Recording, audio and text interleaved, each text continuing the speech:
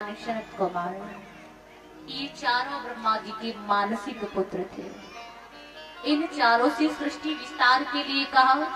ये चारों बोले भगवान हमें तो इतना आशीर्वाद दे दो, इतना वरदान दे दो, हम चारों आपकी यश कीर्तों का गान करते हुए 5 वर्ष की अवस्था में ही बने रहे। ब्रह्मा जी बोले ऐसा ही होगा, किंतु फिर भी ब्रह्मा जी को क्रोध आया। अरे मैंने तो इन्हें सृष्टि रचना के लिए उत्पन्न किया, इन्होंने तो सीधा इनकार कर दिया। जब क्रोध आया तो ब्रह्मा जी की दोनों भौहों के बीच से एक नीले और पीले आकार का बालक उस कमल पर आ गिरा। आते ही आते रोने लगा, हे प्रभु मेरा नाम क्या, हमारे लिए कार्य क्या है। ब्रह्मा जी बोले बेटा इस कमल पर तुम रोते हुए उत्पन्न हुए हो, इस कारण तुम्हारा नाम रुद्र होगा, और रुद्र तुम हमारी आज्ञा अनुसार सृष्टि का विस्तार करो। भक्तों यही रुद्र आगे चलकर देवों के देव महादेव कहलाए। बोलिए शंकर भगवान की जय हो। और रुद्र ने सृष्टि रचना प्रारंभ की। ये संतानें तमोगुणी थे, ये एक दूसरे को खाकर नष्ट होने लगे। ब्रह्मा जी बोले रुद्र ऐसे संसार नहीं चल सकता है, यदि तुम्हें सृष्टि रचने योग्य बनना है तो तुम पहले तप करो। ब्रह्मा जी की आज्ञा अनुसार रुद्र तप करने लगे। इधर ब्रह्मा जी ने अपने संकल्प से 10 पुत्रों को उत्पन्न किया, जिनके नाम मारीच, अत्रि, अंगिरा, पुलत्य, पुलह, भृगु, वशिष्ठ, दक्ष और नारद जी थे। इन सभी पुत्रों को ब्रह्मा जी ने अपने अंगों द्वारा उत्पन्न किया। नारद जी ब्रह्मा जी की गोद से उत्पन्न हुए, कृत हाथ से, पुलह नाभि से, पुलत्य कान से, अत्रि मुख से, अंगरा नेत्रों से, भृगु त्वचा से, दक्ष पैर के अंगूठे से। ब्रह्मा जी के दाएं स्तंभ से धर्म की उत्पत्ति हुई, जिसमें स्वयं भगवान नर नारायण के रूप में प्रकट हुए। ब्रह्मा जी के पीठ से अधर्म उत्पन्न हुआ, हृदय से काम उत्पन्न हुआ, दोनों भौहों के बीच से क्रोध उत्पन्न हुआ, नीचे के होठ से लोभ उत्पन्न हुआ, मुख से सरस्वती तथा छाया से कर्दम ऋषि उत्पन्न हुए। इस प्रकार संपूर्ण सृष्टि की रचना ब्रह्मा जी ने अपने अंगों द्वारा की है। सुखदेव जी महाराज समझा रहे हैं परीक्षित, जो ब्रह्मा जी की कन्या थी सरस्वती, वो बड़ी सुंदर थी। एक दिन ब्रह्मा जी अपनी कन्या को देखकर कामित होने लगे हैं। अब तो ब्रह्मा जी के पुत्रों ने उन्हें समझाया है। पुत्रों के समझाने पर ब्रह्मा जी बड़े लज्जित हुए। समय बीतता जाना है। जब ब्रह्मा जी ने देखा है कि सृष्टि का विस्तार अभी भी नहीं हो पा रहा, अब तो दाएं बाएं अंगों से स्त्री पुरुष की रचना की। स्वयं मनु और शत्रुपा को उत्पन्न किया। इन्हीं स्वयं मनु और शत्रुपा की माया से दुनिया नजर में आने लगी। या कि इस प्रकार कहा जाए कि मनु के नाम से पृथ्वी पर मनुष्य कहलाया। मनु और शत्रुपा के 2 पुत्र प्रियव्रत और तानपान तथा 3 कन्याएं आकृति, प्रसूति, देवहूति हुई। एक बार मनु महाराज ब्रह्मा जी से बोले प्रभु ये सृष्टि तो दिन प्रतिदिन बढ़ रही है और आगे भी बढ़ती जाएगी, फिर एक कमल पर कैसे ठहर सकेगी। यदि आप सृष्टि का विस्तार चाहते हैं तो इसके लिए पहले हमें पृथ्वी चाहिए।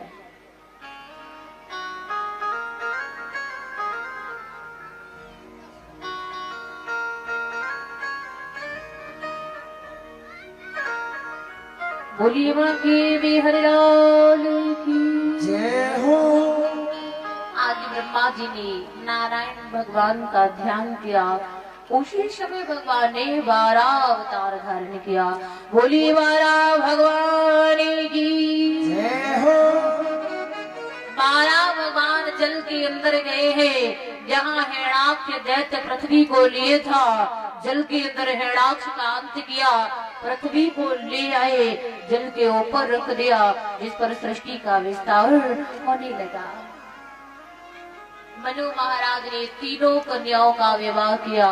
आकृति का विवाह सती प्रजापति के साथ, प्रसूति का विवाह दक्ष प्रजापति के साथ और देवहूति का विवाह कर्दम ऋषि के साथ किया। कर्दम ऋषि की यहाँ माता देवहूति के गर्भ से भगवान ने कपिल नाम से अवतार धारण किया है।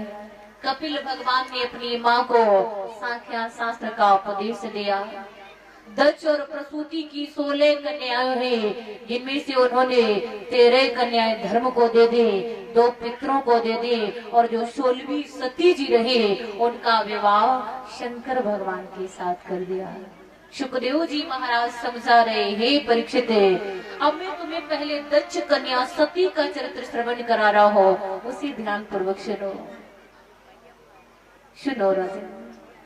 एक बार त्रेता युग माही, एक बार त्रेता युग माही, एक बार त्रेता युग माही, सब हो गए कुंभजरी सिपाही, सब हो गए सिपाही, सब हो गई को अजरी सिपाही।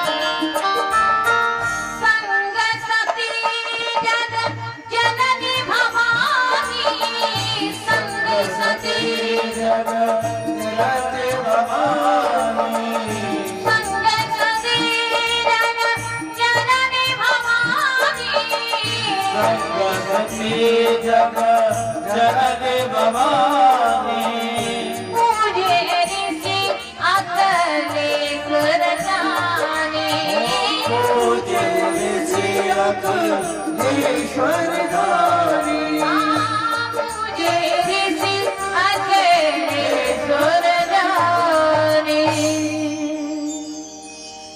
एक बार त्रेता युग में भोले बाबा मैया सती को साथ लेकर कुंभज ऋषि के आश्रम पर कथा सुनने गए। यही कुंभज ऋषि ने देखा भोलेनाथ वो भी मैया सती के साथ यहाँ पधारे। अब तो कथा बीच में ही रोक दी, भोले बाबा की मैया सती की आरती वंदना करने लगे।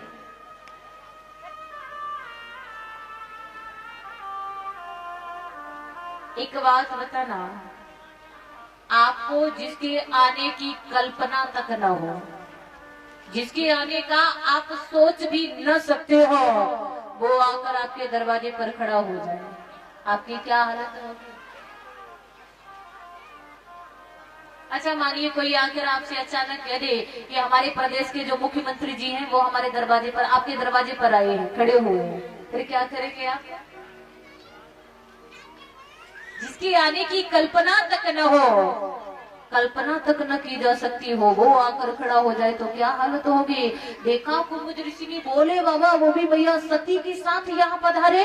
बीच में ही कथा को रोका, पहले भोलेनाथ मैया सती की आरती वंदना की और थोड़ी ही देर में उच्च आसन पर बैठकर ऋषि कथा सुनाने लगे। किंतु मैया सती का मन इस कथा के सुनने में नहीं लग रहा। क्यों नहीं लग रहा? मैया सती मन में विचार करने अभी यही साधु, यही बाबा हमारी और हमारे स्वामी की दोनों की आरती वंदना कर रहा था, और अब यही उच्चासन पर बैठकर हमें कथा सुनाने लगा। ये विचार करके सती जी का मन कथा सुनने में नहीं लगा। एक बात याद रखना, यदि कथा सुनने में हमारा मन ना लगे तो ये कथा हमारे लिए व्यथा बन जाती है। मैया सती के लिए कथा कैसे व्यथा बन गई आपको बताऊंगी। धीरे धीरे समय बीतने लगा। कहते सुनते रघुपति गुण गाथा, कछु दिन ताहा रहे गिरनाथा। कुछ दिनों तक भगवान की कथा सुनी और भोले बाबा वही आश्रम में रुके। कुछ दिनों के बाद मुनि सना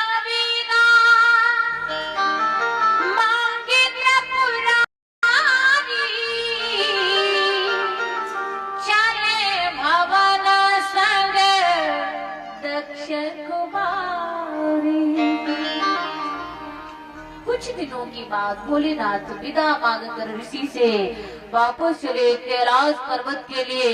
भगवान की कथा सुन के तो आ ही रहे हैं, भगवान की कथा का फल भी मिल गया कि रास्ते में प्रभु राम का दर्शन भी मिल गया। बोले बाबा जानते थे प्रभु का अवतार हो चुका है, वन में आए हुए हैं, मन में विचार लिए जा रहे, कामना करते जा रहे हैं कि चलते में कहीं दर्शन हो जाए। वो इच्छा पूर्ण हुई, कथा का फल मिल गया, प्रभु राम का दर्शन मिला है। क्या देखा, सीता जी की विरह व्यथा में व्याकुल हुए प्रभु राम सीता जी की खोज कर रहे। बोले बाबा ने प्रणाम किया, उचित अवसर न जानकर बात नहीं की और वहां से आगे बढ़े। सती जी ने देखा, प्रश्न किया, भगवान ये सारा जगत आपकी वंदना करता है, आपको प्रणाम करता है, किंतु एक बात बताइए, ये मनुष्य कौन था जिसे आपने वंदन किया, आपने प्रणाम किया? बोले बाबा, बोली सती क्या कह रही, मनुष्य? अरे नहीं नहीं, ये मनुष्य नहीं है, अवतारी थे। सती जी बोली क्या कह रही है, अवतारी थे? अरे मुझे यकीन नहीं हो रहा ये अवतारी होंगे। अवतारी होते हुए नारी के विरह में ऐसे बन बन रोते डोल रहे, मुझे नहीं लग रहा ये अवतारी होंगे। तो मैया सती के लिए पहली कथा व्यथा यहाँ बन गई, पहली कथा व्यथा ये बन गए। कथा मन लगाकर सुन के नहीं आए तो आज भगवान को भी नहीं पहचान पाए। कथा मन लगाकर सुनो। भोलेनाथ बोले सुनो सती, जो तुम्हारे अति संदेह ताकि जाए परीक्षा ले हो। अरे यदि तुम्हारे मन में कुछ संशय है क्यों ना जाकर उनकी परीक्षा ले लो, तुम्हारा संशय दूर हो जाएगा। मैया सती जी बोली हाँ स्वामी ये ठीक कह रहे हैं आप, मैं परीक्षा लेकर देखती हूँ। बोले बाबा मन में विचार करने लगे हैं, आज सती को मेरे वचन पर विश्वास नहीं हुआ, सती परीक्षा के लिए जा रही है। गोस्वामी जी ने मानस में लिखा, होए सोई जो राम रचि राखो, को करि तरक बढ़ावे साखो। धीरे धीरे सती जी आगे बढ़ती जा रही हैं। क्या किया, कुछ आगे जाकर सीता जी का रूप धारण कर लिया और सीता जी का रूप धारण करके भगवान राम के आगे आए। ऐसा रूप बनाया, ऐसा रूप बनाया कि थोड़ी देर के लिए तो लखन लाल तो आश्चर्यचकित ही हो गए, मनो सीता माता आ गई। अब एक बात बताना रुको, क्या किसी का रूप बना लेने से हम उसके जैसे हो जाएंगे? जवाब दीजिए।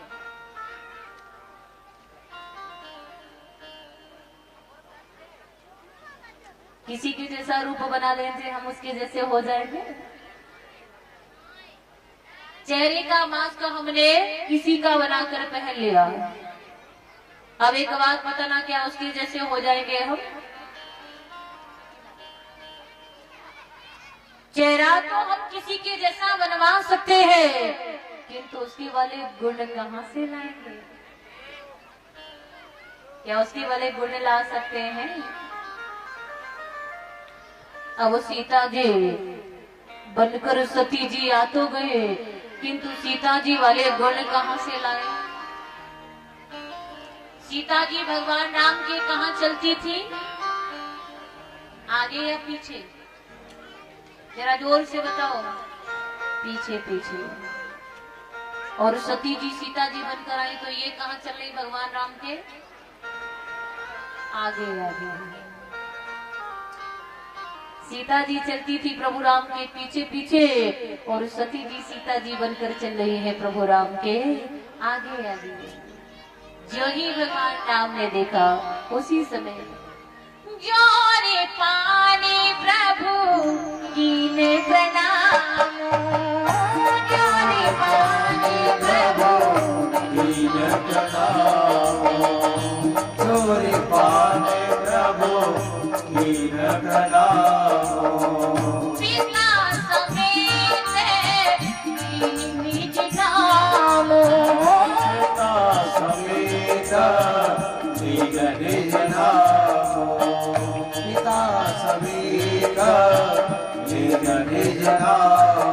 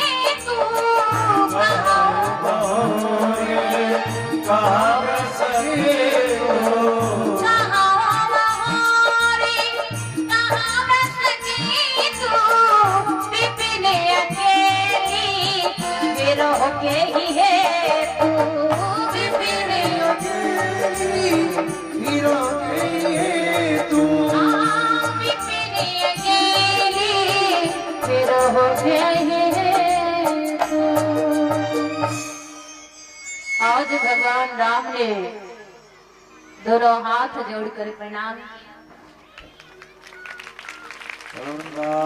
हरिलाल की जय हो। और ये जितेंद्र यादव भैया जी अध्यापक, इनकी धर्मपत्नी जी ये माल्यार्पण करके सम्मानित कर रहे हैं। भगवान कर कमलों में ऐसे अन्न धन की प्राप्ति कराए, इन पर ऐसी कृपा बनाए रखे जो इसी प्रकार से ये दान पुण्य करते रहे। बोली वृंदावन बिहारी की जय हो। भगवान राम ने दोनों हाथ जोड़कर प्रणाम किया, पिता समेत अपना नाम लिया। पूछने लगे, आज आप वन में अकेली ही घूमने निकल पड़ी हो? अरे आप भोले बाबा को कहाँ छोड़ आए? जो ही भैया सती ने देखा वहां पहचान हो गए, अब तो उल्टे पैरों भागना प्रारंभ कर दिया। क्या देख रही, जिधर दृष्टि जा रही है उधर ही भगवान राम और सीता जी नजर आ रहे हैं। आज नेत्र बंद करके सती जी वहीं बैठ गए। प्रभु ने लीला समेटी, आज मैया सती भोलेनाथ के पास आए, जहाँ वट वृक्ष के नीचे बैठे बैठे भोले बाबा सती के लौटने की प्रतीक्षा कर रहे थे। भोले बाबा ने पूछा, सती प्रभु की परीक्षा ले ली? सती बोली, नहीं नहीं स्वामी, कछु न परीक्षा लीने गोसाई।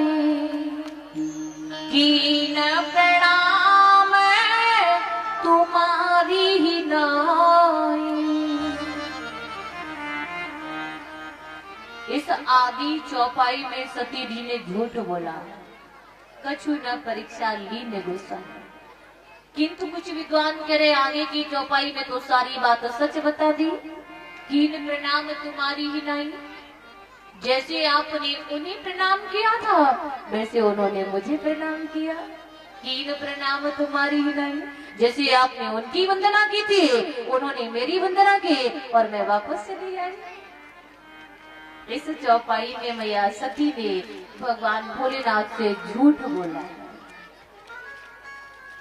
कछु न परीक्षा ली न गोसाई, मैंने उनकी कोई परीक्षा नहीं ली। ध्यान देना मैया सती के लिए दूसरी कथा व्यथा ये बन गई। दूसरी कथा व्यथा यहाँ बन गई। कथा मन लगाकर सुन के नहीं आए तो आज पति से भी झूठ बोलना पड़ा, इसलिए कथा मन लगाकर सुनो। भोलेनाथ ने क्या किया? ताप शंकर देखो धैर्य ध्यान, सती जो कीनी चरित सब जाना। ध्यान धर के देखा, सती जी ने जो भी चरित्र किया था सब जान लिया। और उसी समय शिव संकल्प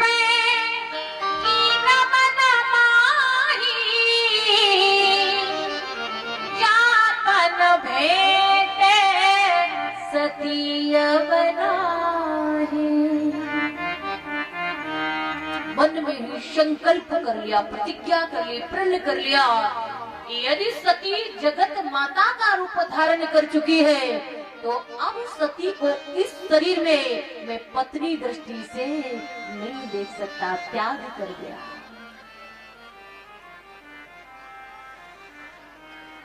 मैया सती के लिए तीसरी कथा व्यथा यहाँ बन गई। तीसरी कथा व्यथा ये बन गई कि कथा मन लगाकर सुन के नहीं आए तो आज स्वामी के द्वारा ही त्याग हो गया, इसलिए कथा मन लगाकर सुनिए। बोले बाबा वापस आए कैलाश पर्वत पर और वहां आकर शंकर से स्वरूप समारा, लागी समाधि अखंड अपारा। भोलेनाथ अपने सहज स्वरूप में आ गए। अब जरा ध्यान देना, भोले बाबा का सहज स्वरूप क्या है? क्या है सहज स्वरूप? कि भोलेनाथ समाधि में चले जाते हैं, सहज स्वरूप में आ गए, अखंड समाधि लगा ले। सतीव सहि कैलास तव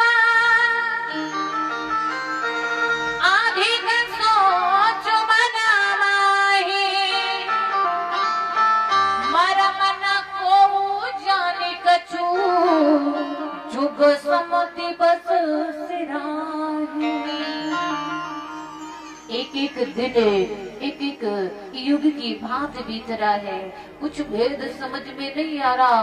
धीरे धीरे समय बीतता जा रहा है और समझाया बीते संवत सहस 87 तजे समाधि शंभु अभिनाशी। 87,000 वर्ष बीत जाने के बाद भोलेनाथ की समाधि खुली है। राम नाम शिव सुमिरन लागे। जो ही सती जी ने देखा समाधि खुल गई, आज भोले बाबा के सामने आई है। जब भोले बाबा के पास आई मैया सती तो भोले बाबा ने सती जी को कहाँ आसन दिया? अपने सामने। कहाँ बिठाया? अपने सामने। पत्नी कहाँ बैठती है पति के? किंतु वहां नहीं बिठाया भोलेनाथ ने, कहा सामने आसन दिया। मैया सती ने समझ लिया हमारे स्वामी ने हमारा त्याग कर दिया है।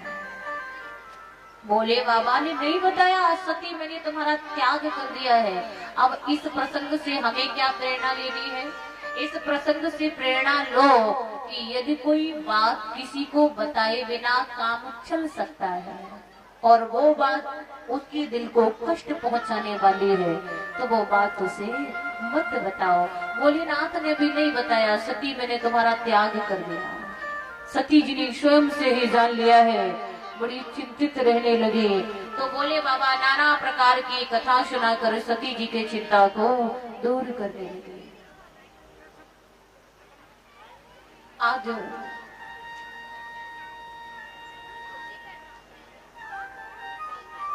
एक क्षण की बात सती जी ने देखा कि ऊपर से होकर नाना प्रकार से विमान निकले। भोलेनाथ के साथ बैठी है। जब विमानों को देखा भोले बाबा से प्रश्न किया स्वामी एक बात बताइए ये विमान कहाँ जा रहे हैं? बोले बाबा बोले सती तुम्हारे पिता राजा दक्ष ने तो यज्ञ किया है। उस यज्ञ में सब देवताओं को सब ऋषियों को बुलाया है। ये वही देवगण अपने अपने सवारियों पर सवार हुए उस यज्ञ में भाग लेने जा रहे हैं।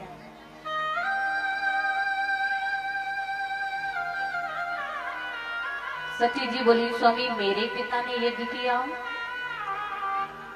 फिर मेरे पिता ने मुझे क्यों नहीं बुलाया? मैं तो अपने पिता की पुत्री थी, मेरे पिता ने आपको आमंत्रित क्यों नहीं किया? बोले बाबा बोले सती इसका एक कारण है। एक बार ब्रह्मा जी ने एक सभा आयोजित की थी और उस सभा में सब अपना अपना स्थान लिए हुए बैठे थे। उसी समय वहां पर तुम्हारे पिताजी का आगमन हुआ। तुम्हारे पिता को आता देखकर सबने खड़े होकर उनका स्वागत किया किंतु मैं उन्हें देखकर खड़ा नहीं हुआ। शायद वही बदला चुकाने के लिए तुम्हारे पिता ने तुम्हें नहीं बुलाया। सती जी बोली स्वामी भले ही पिता ने नहीं बुलाया किंतु मैं तो फिर भी पिता के यज्ञ में जाऊंगी। भोलेनाथ बोली नहीं नहीं सती बिन बुलाए मत जाना, जो बिन बोले जाओ बाबा ने रहे ना सील स्नेह न काने। यदि बिन बुलाए गई तो सम्मान नहीं मिलेगा, वहां अपमानित तो होना पड़ेगा। सती जी बोली आपका ही न्याय अच्छा होगा। जब कथा सुनाते हो तब कहते हो गुरु पिता मित्र तीन के घर बिन बुलाए जाने पर कोई अपमान नहीं होगा और आज कह रहे हो अपमान मिलेगा। अरे स्वामी चाहे अपमान मिले चाहे सम्मान किंतु मैं तो वहां जाऊंगी। भैया वो ध्यान से सुनना, कल आपने कथा में सुना था यह बताया गया था कि नित्य की कथा में से कुछ न कुछ लेकर जाना है, कहा गया था ना। हाँ। अब आज की कथा में से माताओं को क्या लेकर जाना है, ध्यान से सुनना। दो बातें आज की कथा में से आपको ले जाना है। माताओं को कभी भी जिद ठान के पति से अपनी नहीं चलानी चाहिए। वैसे आप तो चलाती नहीं होंगी, चलाती नहीं।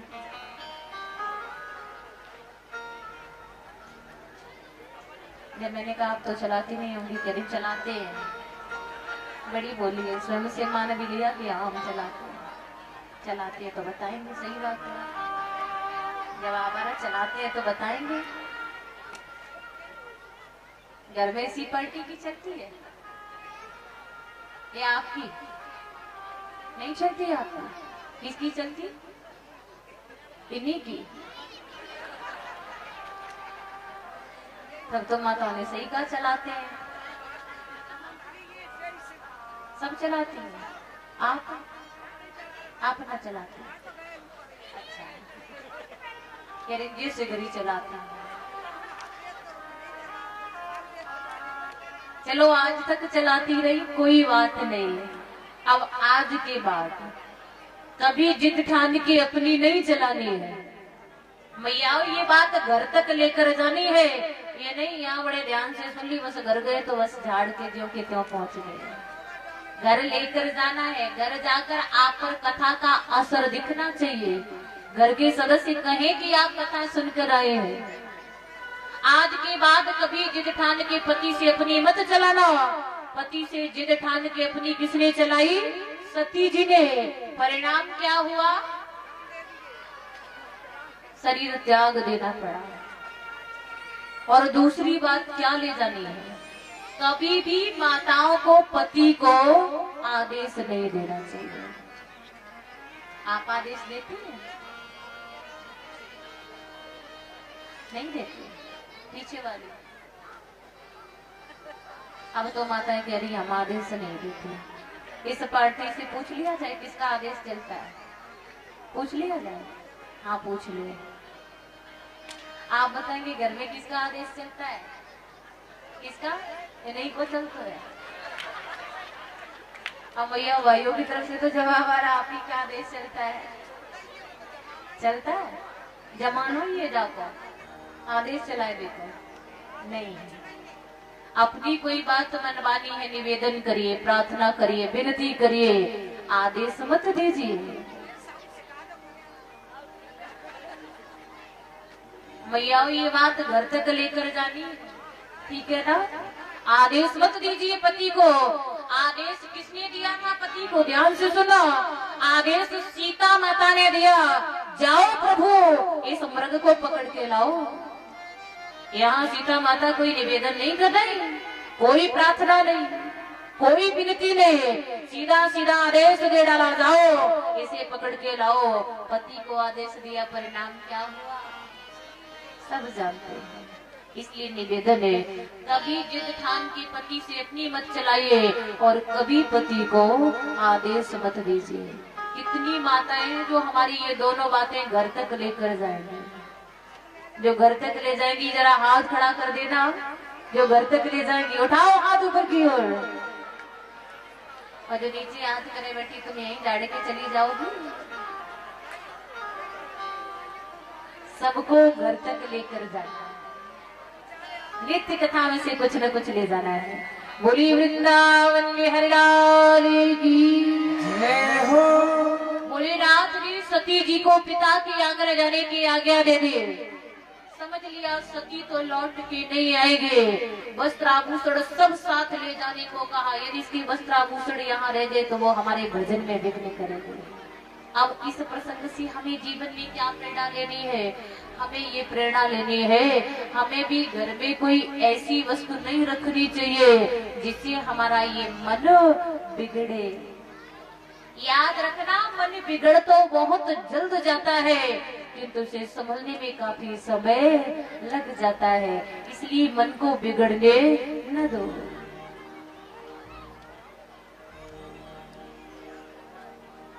आज भैया सती चली है वहां से, बहुत जल्द सती जी को पिता के आंगन पहुंचना था। इसलिए व्यास जी ने रास्ते जी का वर्णन नहीं किया है। भैया सती पिता के आंगन आए, वहां आकर सादर आई मिली जगी माता, भगिनी मिली बहुत मुस्कुराता। एक होता है मुस्कुराना, एक बहुत मुस्कुराना। जहाँ बहुत शब्द लग गया वही बात बिगड़ गई।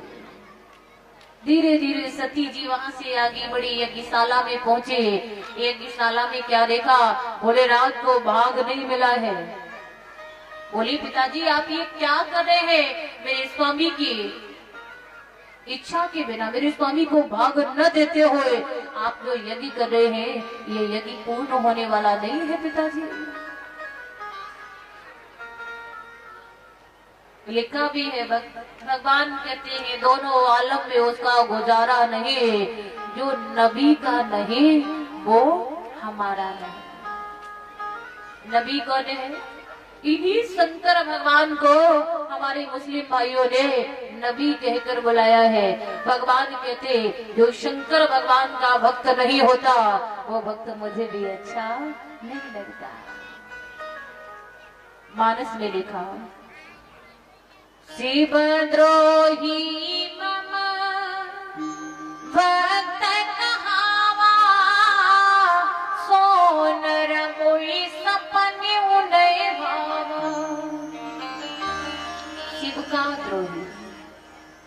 विचार करके देखिए शिव का बैरी है कौन।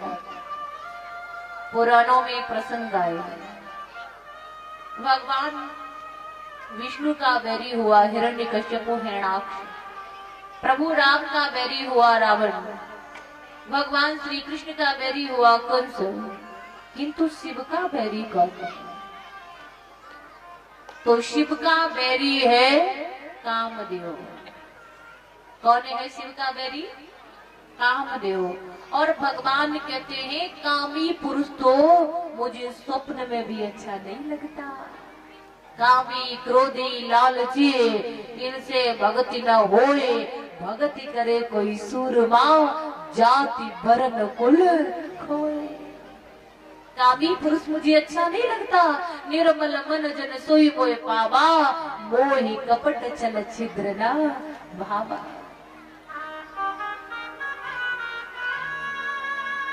राजा अध्यक्ष कह रहे बेटी तू आ गई।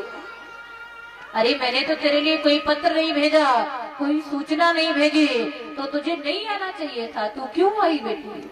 बोले राजा अध्यक्ष सुन बेटी, चिट्ठी आ गई न बिटिया, चिट्ठी आ गई न बिटिया, तू कहे आई, चिट्ठी आ गई न बिटिया, तू कहे आई, चिट्ठी आ गई न बिटिया, तू कहे आई, चिट्ठी आ गई न बिटिया,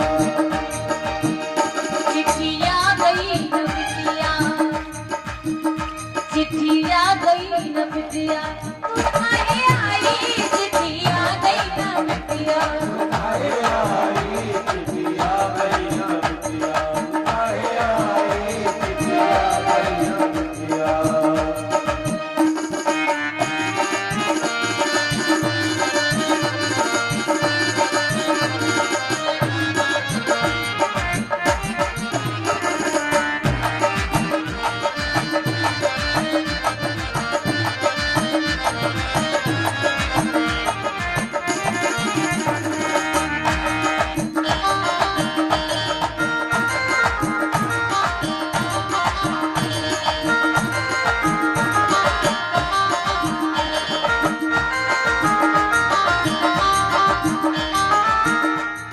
और ये सुनील भैया जी की धर्मपत्नी जी की कल्याणपुर से ये माल्यार्पण करके सम्मानित कर रहे हैं। भगवान सदैव अपनी कृपा बनाए रखे, उन्नति कराते रहे, मनोवांछित फल की प्राप्ति कराते रहे। करिलाल ने ना कहे बापू ऐसे, करिलाल ने ना कहे बापू ऐसे,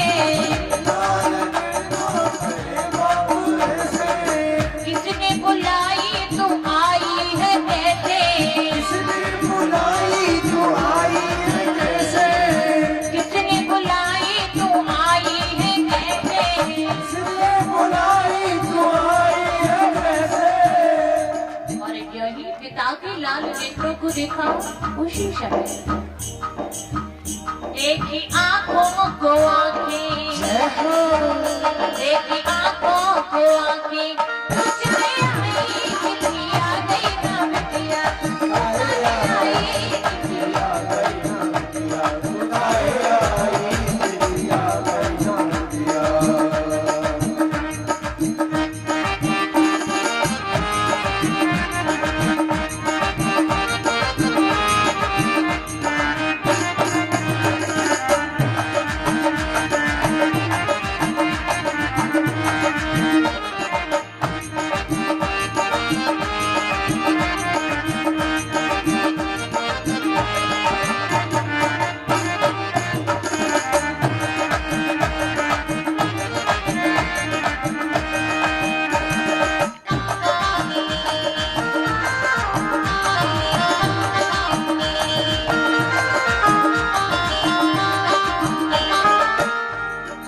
देख बेटी तू आ गई, इस बात की इतनी बड़ी चिंता नहीं है। चिंता किस बात की है? तुम भी जिए न स्वामी तुम्हारा, तुम बिन जिए न स्वामी तुम्हारा, का न सकेगा भोजन बेचारा,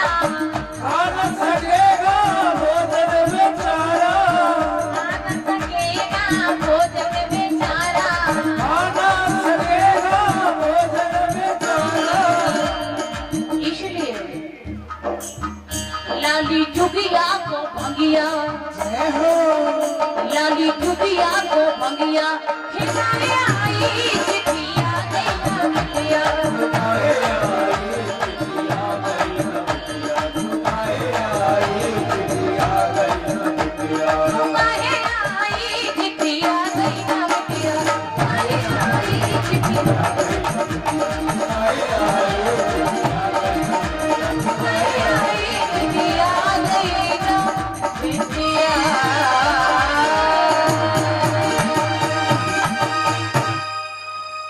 देख बेटी, तेरे बिना वो मंगड़ी एक पल नहीं जी सकता।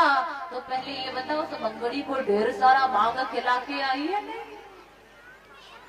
यही पति की निंदा को सुनाओ, सती जी को क्रोध आ गया।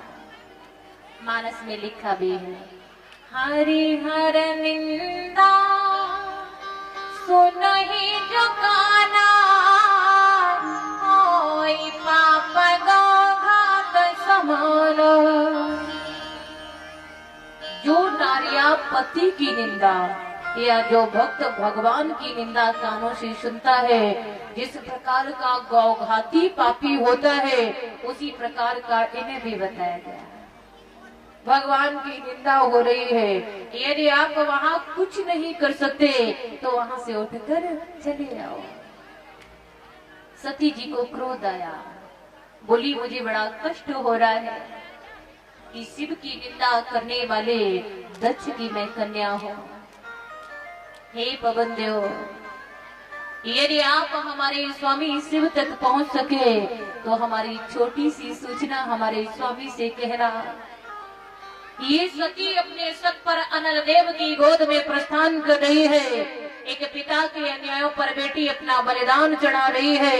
ऐसे शब्द कहते हुए स्वामी शिव के चरणों में ध्यान लगाते हुए सती जी ने शरीर को जलाकर भस्म कर दिया। बोली शंकर भगवान की मैया सती के लिए चौथी कथा व्यथा ये बन गई। चौथी कथा व्यथा यहाँ बन गए कि कथा मन लगाकर सुन के नहीं आए तो आज शरीर ही त्याग देना पड़ा, इसलिए कथा मन लगाकर सुनिए। एक में हाहाकार मच गया है।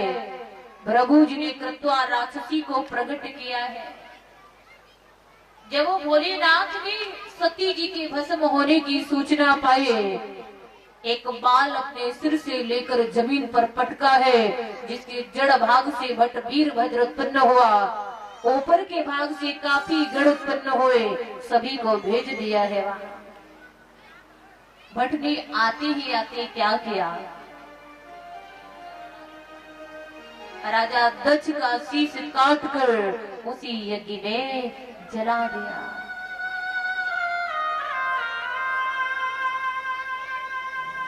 भोलेनाथ भी वहां प्रकट हुए, मैया सती के जलते शरीर को हथेली पर रख लिया। भोले बाबा तांडव करने लगे। देवगण निवेदन करे, प्रभु शांत हो जाइए, आप भोले हैं नाथ, आपने सदा से भक्तों की बिगड़ी बनाई है। ये अज्ञानी था, इसके अन्यायों को क्षमा करिए, यदि को पूर्ण करवाइए। भगवान विष्णु ने अपने सुदर्शन चक्र के द्वारा मैया सती के अंगों को काट काट कर गिराना प्रारंभ किया। 52 स्थान से अपनी पुरानी जारी सामने अपनी पुरानी भैया वो जिन्हें नाचना आता नाचेगी जरूर।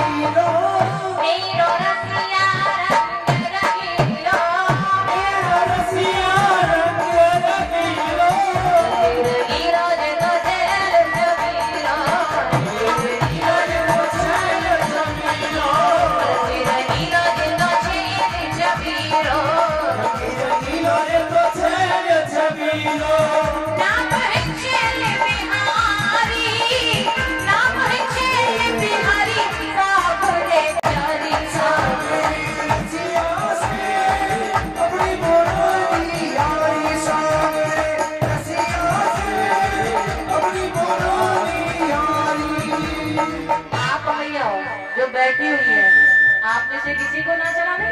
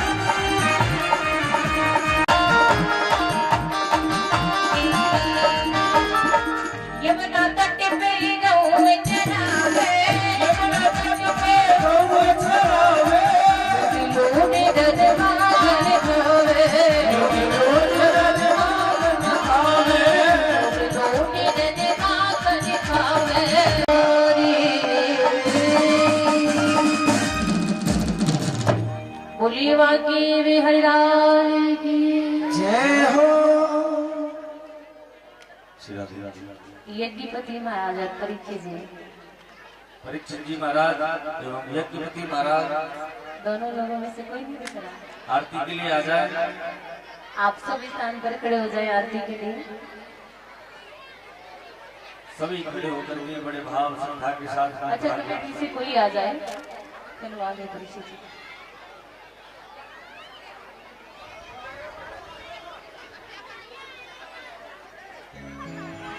ओम हरि ओम चंद्रमां सोजाचक्षुः सोतो अजायत श्रोत्रागाय स्मरण सुखाग्नि रजायत।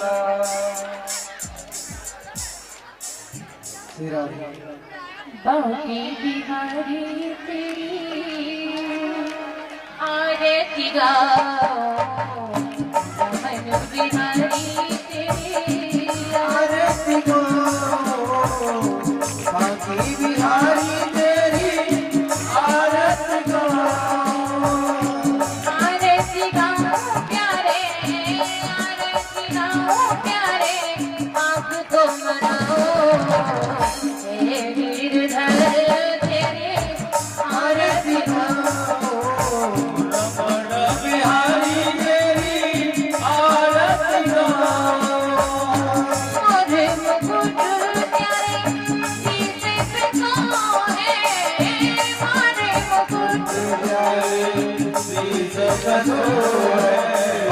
प्यारी बंसी मेरो मन मोह है, प्यारी बंसी मेरा मन मोह है।